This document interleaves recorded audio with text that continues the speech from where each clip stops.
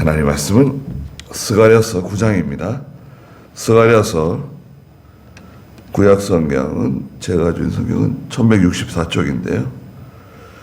스가랴 9장 8절 말씀부터 보도록 하겠습니다.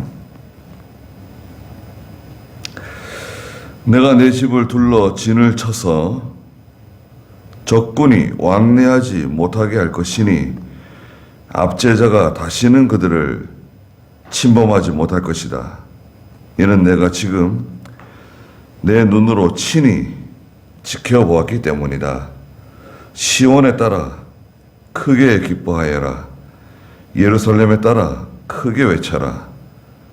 보아라, 내 왕이 내게로 오시니 그분은 공의로우시고 구원을 베푸시며 그분은 겸손하셔서 나귀를 타실 것이니 나귀 새끼인 어린 나귀이다. 그랬습니다. 네.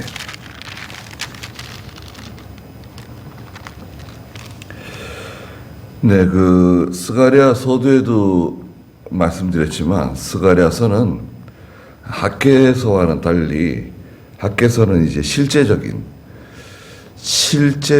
그 성전 건축, 그 실제적인 성전 건축, 그러니까 너희는 산에 가서 나무를 베어다가 절을 건축해라 라는 말씀으로 시작해가지고 실제적인 그 성전 건축의 말씀이 집중되어 있습니다.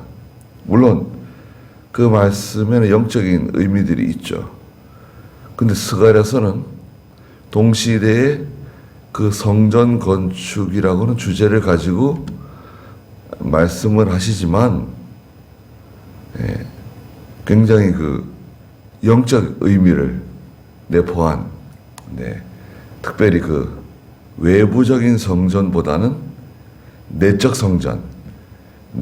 성전을 강조하는, 그리고 특별히 그 장차 오실 메시아 되는 그리스도에 대한 예언들이 곳곳에 숨겨져 있습니다. 그러니까 성전 되시는 예수 그리스도에 대해서 말씀하시는 거죠. 9장에서는 주변의 열방들을 하나님께서 경고하시고 심판하시겠다는 말씀을 하셨어요. 첫 번째는 1절부터 4절에서는 저 북이스라엘 그 위쪽에 있는 아랍 나라 수리아에 대해서 하나님이 경고하시고 심판을 예고하시는 말씀. 그 다음에 5절부터 7절까지는 그 유다 남쪽에 있는 블레셋에 대한 하나님의 심판과 경고의 말씀을 하셨습니다. 여기 8절에 보면 특별히 내가 내 집을 둘러 진을 쳐서 적군이 왕래하지 못하게 할 것이니, 예언적으로는, 역사적으로는 알렉산더 대왕이 이 소아시아 지역과 그 이스라엘 주변 지역을 정복할 때에 예루살렘에 특별히 호의를 베풀었어요. 그래가지고 알렉산더가 유다와 예루살렘의 일종의 방패가 되어줬습니다. 그래서 그 유다와 예루살렘을 함락시키지 않고 보존시켜줬어요. 그래서 내가 내 집을 둘러 진을 쳐서 적군이 왕래하지 못하게 할 것이니 압제자가 다시는 그들을 침범하지 못할 것이다. 이는 내가 지금 내 눈으로 친히 지켜보았기 때문이다. 하나님의 백성, 하나님의 교회, 이스라엘 백성은 하나님께서 친히 지켜보시고 오늘날에도 하나님이 직접 보호해 주세요. 하나님은 보호하시는 하나님이시죠. 우리를 보호해 주십니다. 어떤 그런 역사적인 배경도 있지만 하나님의 교회와 성도를 하나님이 친히 지켜주신다. 그 다음에 9절에 시온에 따라 크게 기뻐하여라. 예루살렘에 따라 크게 외쳐라. 보아라, 내 왕이 내게로 오신다. 그러셨습니다.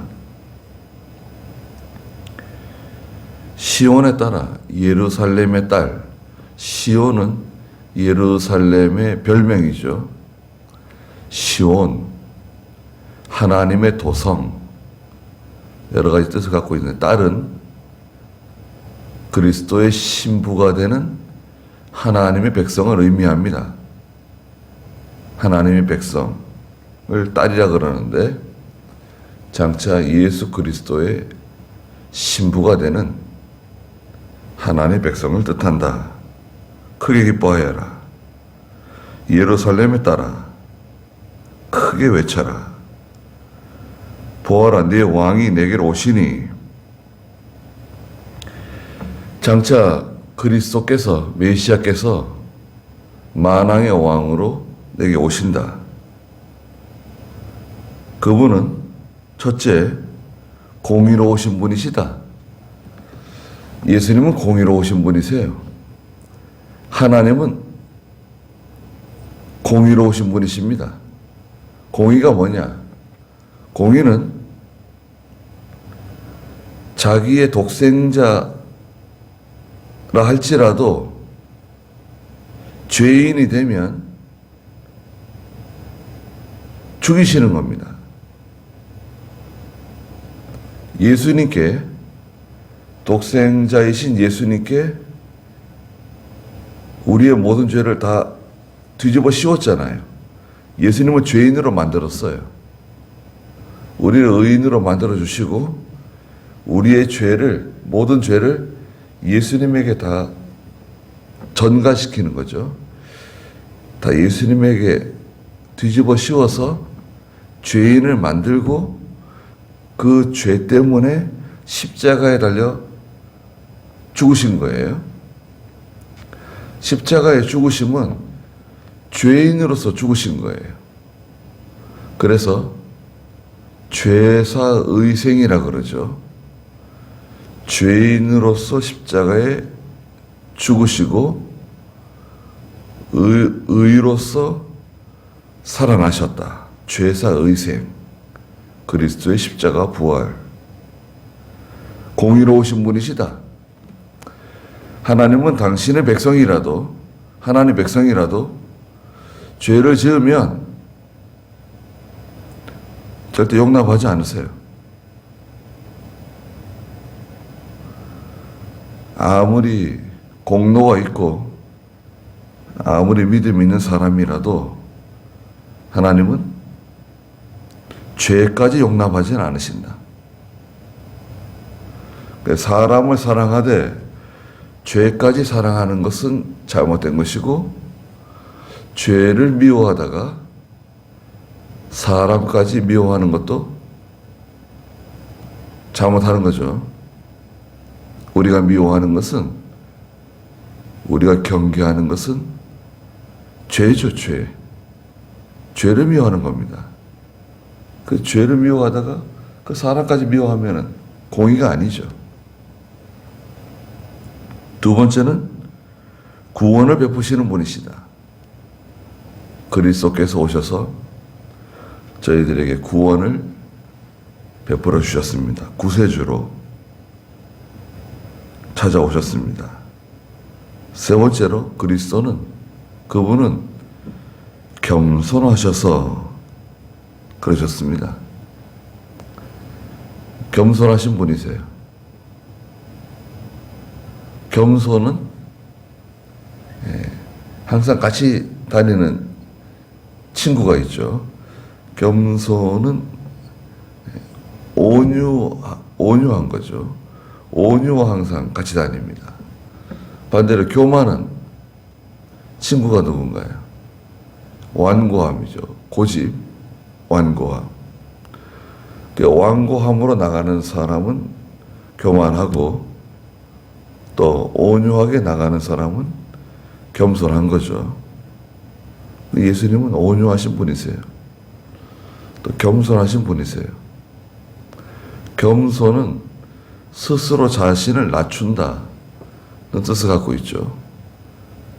스스로 자신을 낮추는 거. 반대로 교만은 뭔가요? 스스로 자신을 높이는 거죠. 스스로 자신을 높이고 거기다가 다른 사람을 무시하게 되면 어떻게 됩니까? 무시하는 게 하나 더 더해지면은 그 사람은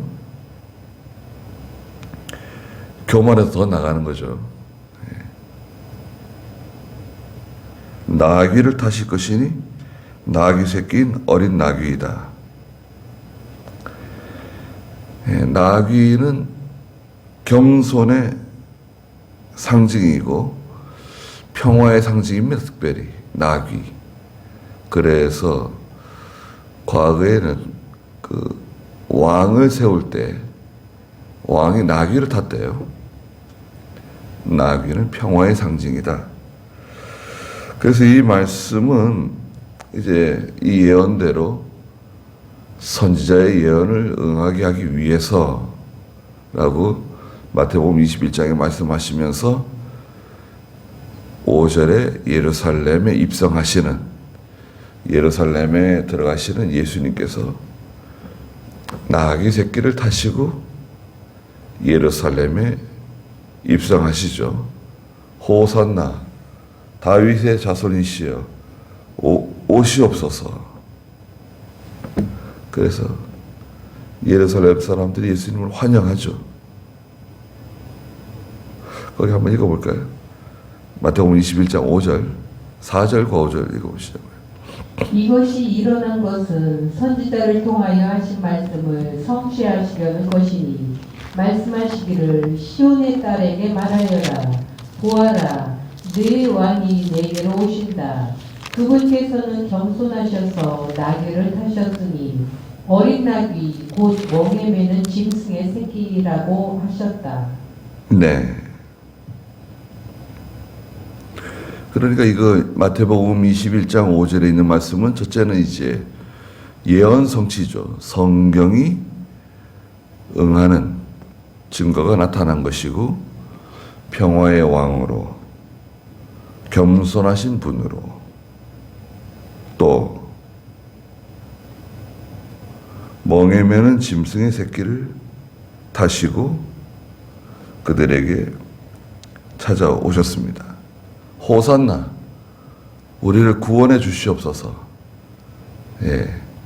예루살렘 사람들이 예수님을 환영했습니다. 그리고 바로 그 예루살렘 사람들이 예수님을 십자가에 못 박았죠. 그러니까 사람들이 우리를 환영한다고 나를 환영한다고 해가지고 사람을 신뢰할 수가 없어요. 사람을 신뢰하지 마십시오. 사람은 그 사랑의 대상이고 신뢰의 대상이 아닙니다. 예루살렘에 예수님께서 오셨을 때 그들이 예수님을 크게 환영했죠. 하나님의 감동이 있는 거예요. 하나님의 감동을 받은 거죠. 너무나 기쁨으로, 너무나 감사함으로 그리스도를 영접했어요. 그렇지만 거기까지예요. 그들이 믿음이 있어서 진정으로 예수님을 영접한 게 아닙니다. 그래서 자기의 목적이 이루어지지 않기 때문에 예수님을 유다의 왕으로 세우시고 우리나라를 로마의 통치로부터 해방시켜 주시고 독립시켜 주시기를 바란 거예요. 예. 예수님께서 우리를 로마의 식민지 치하에서 건져내 주시고 또 보리떡 5개, 물고기 2마리로 그 많은 사람들을 먹여주신 것처럼 우리의 이 경제적인 문제 다 해결해 주시고, 예. 직장 문제 다 해결해 주시고, 눈을 뜨게 하시고, 안전병에 이렇게 세워주시고, 문둥병자 고쳐주시고, 모든 질병에 관한 문제 다 해결해 주시고, 예수님 오시면, 예수님 왕이 되시면, 최고의 지상 낙원이 될 줄 알았죠. 그거예요, 그 사람들은. 그걸 바랬던 거예요. 그런데 예수님께서는 뭔가요? 내가 십자가에 못 박혀 죽어야 된다니까. 그러면 안 되죠. 그러면 우리가 가지고 있는 목적과는 다른 거죠. 뭐 저런 사람이 다 있냐? 죽여버리자. 그거예요. 너희가 내 살과 내 피를 마시지 않으면 나와 아무 상관이 없다. 다 달아놨어요.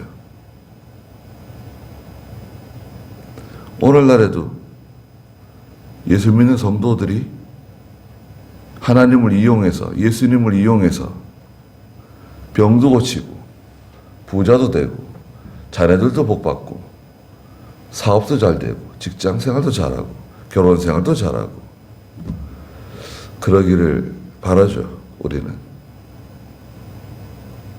반면에 하나님의 말씀을 순종하면서 예수님과 함께 고난을 받고 핍박을 당하고 예수님과 함께 십자가에서 죽을 수도 있다는 그런 결연한 각오는 그거는 우리하고는 상관이 없는 거죠.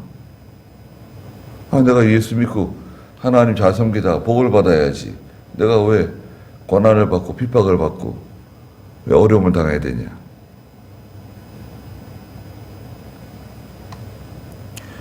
그 복을 간구하는 믿음이 잘못된 건 아닙니다.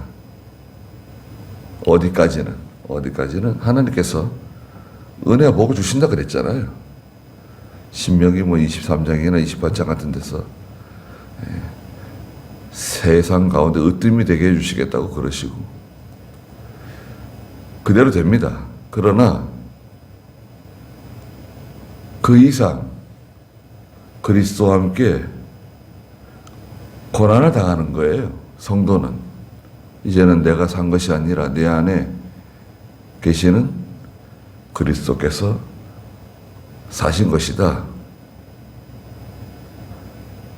차라리 떠나서 그리스도와 함께 고난받는 것을 잠시 죄악의 낙을 누리는 것보다 더 좋아하고 모세가 고난받는 길로 가는 겁니다. 고난의 길이에요. 좁은 문으로 들어가고 좁은 길을 걸어가고 자신을 부인하고 날마다 자기 십자가를 지고 나를 따르지 아니하면 예수님께서 말씀하시잖아요. 그래서 예수님은 장차 오실 메시아는 첫째가 공의로우신 분이시고 구원자이시고 겸손하신 분이시다. 온유하신 분이시다. 나귀를 타시고 우리에게 찾아오실 것이다. 는 것을 스가랴 선지자가 예언한 거죠. 예언적으로 약 400년 전에 그리스도가 오시기 약 400년 전에 이 예언한 대로 마태복음 21장에서 그대로 이루어지는 거죠. 바로 이 메시아 되시는 그리스도께서 우리의 진정한 성전이시다. 영적 성전이시다. 가르쳐 주시는 겁니다. 10절에 내가 에브라임의 병거와 예루살렘의 말을 끊을 것이며 전쟁하는 활도 끊을 것이니 그분이 이방 민족들에게 평화를 전하며 그분의 통치가 바다에서 바다에까지 유프라테스 강에서 땅끝까지 이를 것이다. 에브라임의 병거. 에브라임은 강력한 세력입니다. 에브라임의 아버지가 누굽니까? 에브라임과 므낫세 형제죠. 누가 형이죠? 므낫세가 형이고 므낫세 지파. 에브라임이 동생인데 할아버지인 야곱이 팔을 어금 맡겨가지고 동생 에브라임에게는 오른손을 얹고 형 므낫세에게는 왼손을 얹고서 요셉 앞에서 손자들을 축복하고 세상을 떠나죠. 요셉의 아들들이죠. 요셉은 장자의 축복을 받고 두 지파가 되는 거죠. 므낫세 지파, 에브라임 지파. 북이스라엘의 핵심이에요. 에브라임이. 북이스라엘의 핵심. 에브라임은 축복받은 족속입니다. 강력한 세력을 가지고 있어요. 에브라임 안에 북이스라엘의 수도인 사마리아가 있죠. 그 에브라임이 아무리 강력해도 그 에브라임의 병거 또 예루살렘의 말을 의지하거든요. 사람은 병거, 말을 의지해요. 자기의 세력, 자기의 능력, 자기의 지혜, 그걸 의지한다 이거죠. 예수님께서는 군대 가지고 세상을 정복하지 않으셨습니다. 예수님께서는 무엇으로 세상을 정복하셨는가? 무엇을 정복하셨죠? 복음으로 정복하죠. 복음으로. 예수님께서는 복음으로 세상을 정복하시는 분이십니다. 그래서 저희도 복음으로 세상을 정복하는 사람들입니다. 세계를 정복하는 사람들이에요. 저희 총회가 미약하고 작지만 지난 30년 동안 이 소련이 붕괴하면서 동구권에 북방 선교에 힘을 썼습니다. 그래가지고 이 소련이 다스리던 그 민족들이 있죠. 카자흐스탄, 키르기스탄, 우즈베키스탄, 우크라이나, 또 그 주변의 여러 나라들에 러시아 비롯해서 중국까지 30년 동안 엄청난 공을 들였습니다. 거기에 저희의 관계된 교회가 많게는 한 50개 정도나 되고, 거기에 선교사들 파송할 때 저희 선생님 이병규 목사님께서 오지 말라는 거에 가서 거기서 죽을 각오하고 가라고 사람들을 보냈습니다. 그런데 지금 상황이 많이 안 좋잖아요, 중국이요. 그 중국에 지금 많은 교회들이 다 문을 닫고 예배도 드리지 못하고 코로나까지 겹쳐가지고 시진핑이 교회를 말살하고 있어요, 지금. 종탑 철거하고, 선교사 내쫓고, 그러는 과정에 우리가 몽골로 지금 들어가고 있어요. 몽골이 한 10년 됐거든요, 선교가. 기존에 몽골에 전에도 말씀드린 것처럼 예수전도단이 먼저 들어갔어요. 예수전도단, 여호와 증인, 신천지가 우리보다 먼저 들어갔습니다. 그리고 통합적 신학교, 합동적 신학교, 순복음 신학교, 고신적 신학교를 세웠어요. 한국 사람들이. 대단해요. 그리고 저희도 들어간 거예요.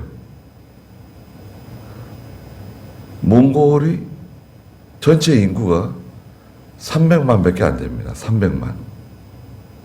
약 300만인데 그 중에 3만 명이 한국에 나와 있어요. 엄청난 거죠.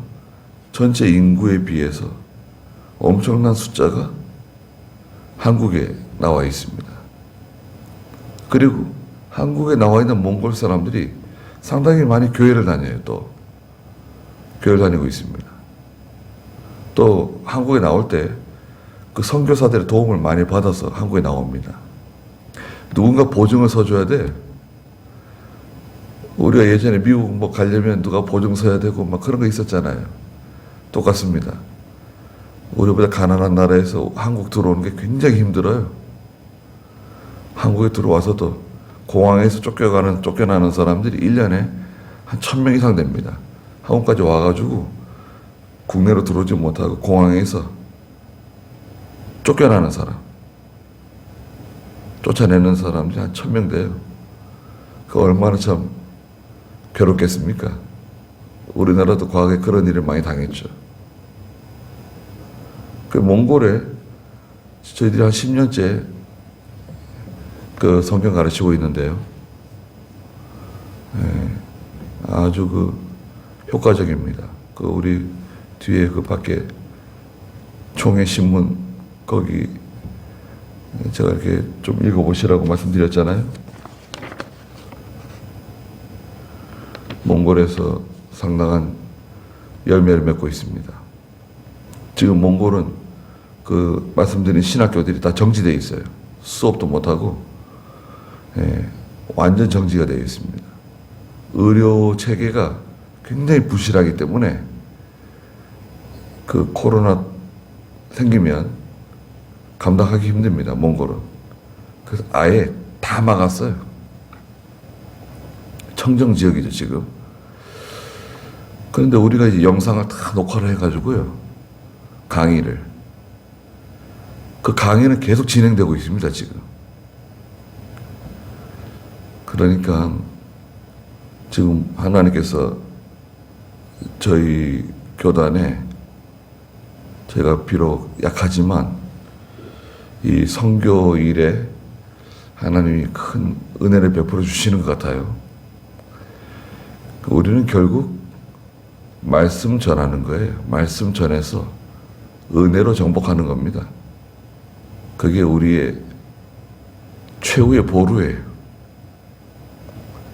우리는 또 국내에서 전도해가지고 교회 세워나가고 어려운 가운데서도 선교하고 그 일을 우리가 잘 감당해 나가야 되겠습니다. 예수님께서 그리스도께서 오셔서 복음으로 세계를 정복하신다는 것을 스가랴 선지자가 400년 전에 예언했다는 거 기도하겠습니다. 거룩하신 하나님, 저희를 찾아오신 그리스도께서는 공의로우신 분이시고 우리의 구원자이시고 겸손하셔서 나귀를 타셨는데 나귀 새끼를 타셨다고 말씀하셨습니다. 저희도 모든 일을 믿음으로 정정당당하게 또 진리편에서 깨끗하고 확실하게 모든 일을 처리하는 저희가 되게 해주시고 또 저희를 통해서 복음이 온 세상에 잘 증거되는, 또 우리가 멀리 가서 이방 사람 구원하지 못하지만 우리 집 근처를 다니면서 복음을 전하는, 죽을 사람 건져내는 저희가 되게 해주시고, 저희가 겸손해서 하나님 말씀 잘 순종하며 남은 여생을 살아갈 수 있도록 은혜를 베풀어 주시옵소서. 오늘도 귀한 하루를 주셨사오니 하나님께서 저희들과 동행해 주시고 저희들을 보호해 주시옵소서. 예수님의 이름으로 기도드리옵나이다. 아멘.